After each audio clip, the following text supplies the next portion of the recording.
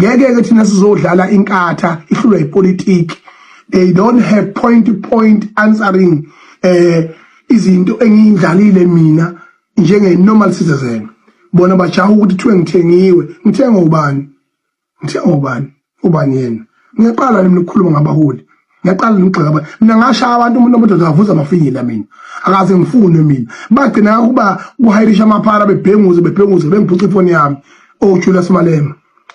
Kodwa after that bakwazi ukuhlonipha.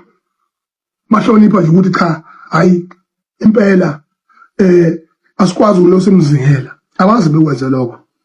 Usihlezekala wangishaya ngesibhakela la idako utshwala. Kodwa African National Congress iyakwazi ukwahlonipha amalungelo ngoba yayingxenye information of the constitution and the code of conduct and idemocracy yalelizwe. Njengoba ngithi mina kuba abaholi beIFP uma bona ngempela bengamasosha, uma bona ngempela belazi iqiniso ukuthi bayalenza, njengoba bonke omasipala bakhona akekho Josini bankrupt, Newcastle bankrupt, Malamodi bankrupt,